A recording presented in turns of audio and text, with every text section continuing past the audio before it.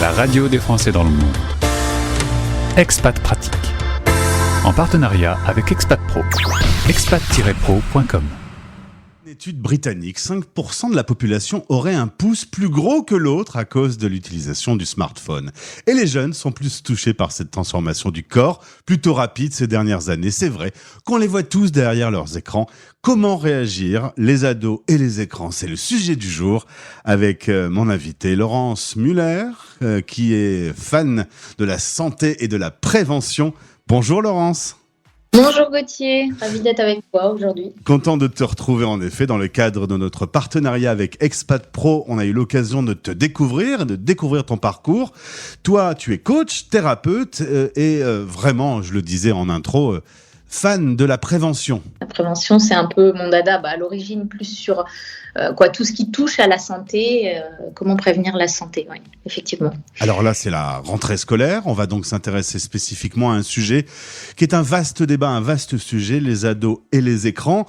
Pour commencer, est-ce que, Laurence, on est tous d'accord pour dire cette phrase qui m'énerve, un grand point? Oh, c'était mieux avant.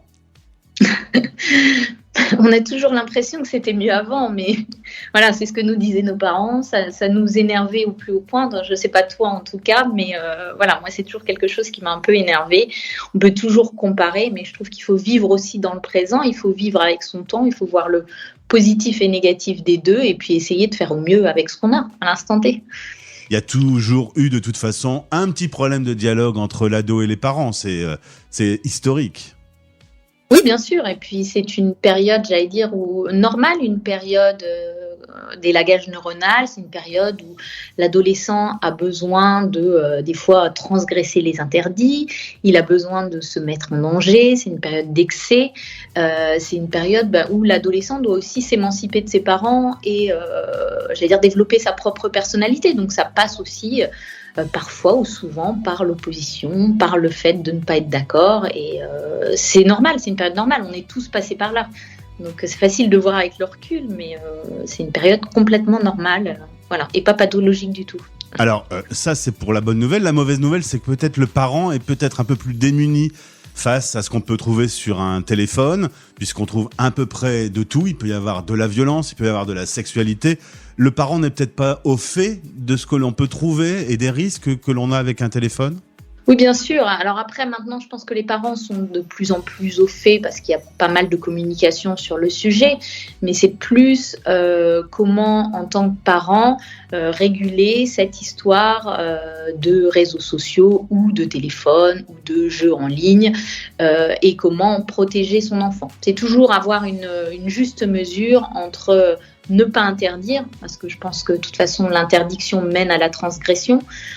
Donc ça sert à rien d'interdire, mais comment avoir cette juste mesure, protéger nos enfants sans non plus leur interdire l'évolution de ce siècle que sont les réseaux sociaux et Internet. Il y a peut-être une première chose à mettre directement en place, ce sont des règles? Alors, j'aime pas parler de règles parce que chaque adolescent est différent, chaque parent est différent et je trouve qu'il faut s'adapter à son adolescent et à l'usage qu'il fait des réseaux sociaux. Je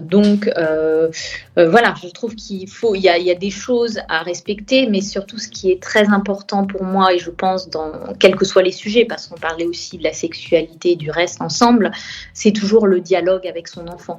Plus on a un dialogue depuis qu'il est petit et qu'on arrive à discuter de plein de sujets, que ça soit son quotidien, ses émotions, ce qu'il vit, plus il est facile d'avoir un dialogue après sur les réseaux sociaux. Donc je pense que la première, entre guillemets, règle, mais je trouve en tant que parent, dès le début, c'est dialoguer pour faire son éducation et expliquer avec lui ce qu'on voit ensemble, ce qu'on peut voir dans les émissions. Donc pour moi, le dialogue, c'est vraiment un outil important, que ça soit les réseaux sociaux, ou donc la sexualité ou la drogue, etc. C'est la première chose, c'est avoir un dialogue autant que possible avec son enfant. Alors le dialogue, on va en parler. Le problème que l'on pourrait rencontrer, c'est que il y a certains sujets, c'est difficile de dialoguer parce que on a été dans une famille où, par exemple, la sexualité n'était pas abordable, c'était pas un sujet honorable, donc du coup, on le met sous le tapis. Mais avant de parler du dialogue, qui est évidemment le plus important, quand je parlais de règles, est-ce que, par exemple, à table, on n'a pas son téléphone, c'est une règle qui est tolérable? Bien sûr. Après, je trouve que voilà, c'est des règles de la maison, quoi. Je sais que c'est des choses qui, pour moi en tout cas, sont importantes. C'est-à-dire, on a une heure de lever pour aller à l'école. En général, on a à peu près une heure de coucher. Normalement, on n'est pas censé regarder, que ce soit les écrans, la télé, la nuit à 2h du matin. On se met à table. Et c'est vrai qu'il faut aussi agir par l'exemple. C'est-à-dire qu'en tant que parent, si on demande à ses enfants de ne pas mettre le téléphone à table, il faut que tout le monde joue le jeu. Donc tout le monde, mais voilà, c'est un moment en famille. Donc je trouve que c'est important de rétablir ces règles. Typiquement, à table, il n'y a pas d'écran, comme il n'y a pas de journal télévisé à table, il n'y a pas d'écran, il n'y a pas de. C'est un moment familial, un moment de dialogue, parce qu'on est dans des sociétés où on a de moins en moins justement de dialogue. Donc c'est important de rétablir ces formes de dialogue, et en général, on peut les avoir quand? Au moment du dîner, parce que souvent au déjeuner, les enfants sont à la cantine, les parents au travail, donc c'est difficile. Le matin, souvent les gens courent un peu, c'est moins évident. Donc au moins de maintenir, par exemple, ce dîner familial ensemble où tout le monde arrête les écrans et c'est un moment d'échange. Qu'est-ce que tu as fait aujourd'hui? Alors le fameux qu'est-ce que tu as mangé à la cantine, ou etc. Peu importe, ça peut paraître obsolète, mais c'est important de garder ce moment familial de dialogue. Alors, moi je pense en effet que le dialogue c'est la meilleure solution. Toutefois, on va pas se mentir, des sujets comme le harcèlement, souvent l'enfant garde ce problème pour lui, les images violentes qu'on a même en regardant BFM TV, ou encore le sujet de la pornographie. Comment aborder ces thèmes quand on est un petit peu, quand on a l'impression que ce sujet n'est pas abordable avec un adolescent? Alors le mieux pour aborder ces thèmes, alors souvent ces thèmes à l'heure actuelle sont déjà abordés dans le cadre de l'école. Il y a pas mal de choses maintenant qui sont faites pour la journée du harcèlement. Ils vont avoir une journée avec des vidéos, des choses qui se passent, avec les profs de technologie. Souvent, on les apprend à discerner les fake news. Sur la pornographie, ça peut être fait aussi en sciences. Néanmoins, voilà, ça dépend des établissements, ça dépend de l'implication, j'allais dire, du chef d'établissement ou de l'infirmière scolaire ou des profs en fonction. Donc, ça peut être intéressant, je trouve, d'utiliser l'actualité des fois pour en parler. Donc, par exemple, récemment, c'est ce qu'on disait, il y a eu un cas de harcèlement chez une jeune adolescente. Quand on l'entend à la radio, peut-être rappeler à l'adolescent, ben voilà, il y a eu un cas, tu viens de l'entendre, on l'a entendu ensemble à la radio. Est-ce que tu sais ce que c'est que le harcèlement? Veux-tu qu'on en parle?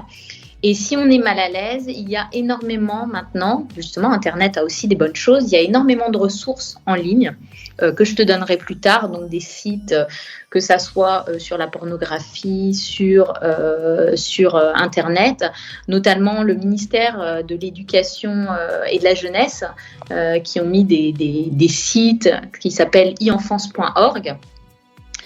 Où il y a pas mal de vidéos d'experts qui nous expliquent comment parler, de vidéos sur le harcèlement qui sont bien faites et adaptées aux enfants. Donc il y a pas mal de choses donc sur ce site e-enfance. Il y a aussi le site Clémy, qui est un centre pour l'éducation aux médias et à l'information. Donc pareil, je te donnerai les liens après pour que tu les donnes aux auditeurs. Où il y a énormément de petites mises en scène parents, enfants, pour essayer de comprendre comment adresser ce type de problématique à son enfant sous forme pour réfléchir à la manière de l'aborder sans braquer l'enfant. Le tout, c'est toujours d'aborder les sujets. Il faut que ça soit le bon moment, parce que l'enfant n'est pas toujours à même d'entendre ou n'a pas toujours envie. Mais j'allais dire commencer par ouvrir des portes, que ça soit sur la pornographie, le harcèlement, en disant voilà, j'ai entendu telle chose à la radio, j'ai vu une vidéo intéressante, si tu veux, on peut la regarder ensemble, ou je reste à ta disposition pour en parler.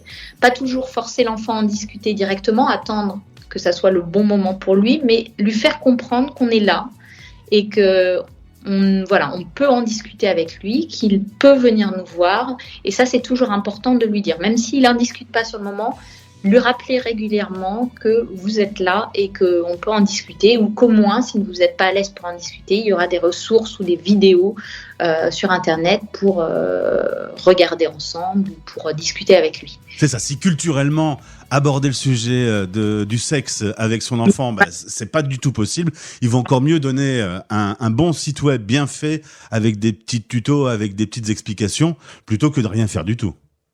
Oui, bien sûr, parce que c'est vrai qu'on parle des réseaux sociaux. Les réseaux sociaux, c'est encore un sujet qui est un peu abordé où souvent les parents s'énervent et voilà.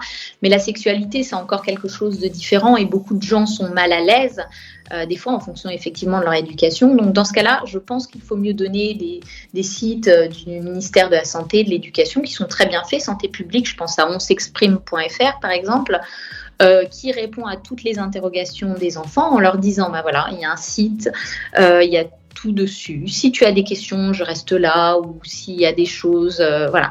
Mais au moins donner quelque chose, une référence contrôlée. Parce que de toute façon, il faut savoir que si on ne donne pas les réponses à l'enfant, il va aller les chercher par lui-même. Et ça va être dans ce cas-là des vidéos YouTube inappropriées ou des choses qui ne seront pas contrôlées. Donc autant lui donner, ou des livres.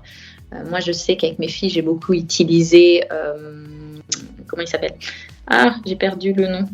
Une bande dessinée qui aborde la sexualité, Titeuf. Voilà, en laissant dans la bibliothèque, en leur disant que ce livre était là si elles avaient besoin. Je le laissais, elles le regardaient ou pas. Mais voilà, toujours leur faire savoir qu'on est là, on est ouvert. Le fait d'avoir que ça soit un livre ou une référence Internet, ça leur montre qu'on est prêt à discuter et que voilà, on les laisse, on leur donne l'autorisation de se renseigner sur ce sujet. Et ça les met beaucoup plus à l'aise en général. Alors on va mettre tous les liens de ces sites et des numéros utiles, sachant que nos auditeurs sont aux quatre coins du monde. Un numéro de téléphone peut ne pas fonctionner, mais souvent, il y a une alternative WhatsApp, une possibilité de comme entrer en relation, même si on n'est pas dans son pays d'origine. Oui, bien sûr. C'est vrai que moi, j'habite à l'étranger aussi depuis plus de 15 ans, donc je connais cette problématique. Mais maintenant, c'est vrai que typiquement, le ministère de l'Éducation a mis en place un numéro qui est le 3018 contre les violences numériques. Et il y a une application à télécharger, que ça soit sur Android ou sur Apple. Ils sont accessibles par chat, par WhatsApp, par mail. Pareil pour le site On s'exprime. Il y a toujours des mails et il y a beaucoup d'associations qui peuvent répondre aux interrogations, que ce soit des enfants ou des parents. Donc même de l'étranger, grâce justement à ces écrans qui parfois nous rendent la vie un peu compliquée, on a beaucoup plus accès à certaines ressources qu'avant. Et dans tous les cas, n'oubliez pas que le dialogue, ou en tout cas que l'enfant sache qu'il puisse aborder le sujet en toute simplicité, c'est la meilleure solution. Merci Laurence, bonne rentrée à tous les auditeurs. Les écrans sont dans notre vie, de toute façon, il faut s'y faire. Merci beaucoup Gauthier, à bientôt, bonne rentrée à tous. D'après une étude britannique, Expat Pratique, en partenariat avec Expat Pro, expat-pro.com. Retrouvez ce podcast sur françaisdanslemonde.fr. Vous écoutez Les Français parlent au français, parrainé par Bayard Monde. Bayard Monde, c'est une équipe de 30 délégués présente sur 5 continents pour vous abonner au magazine Bayard et Milan.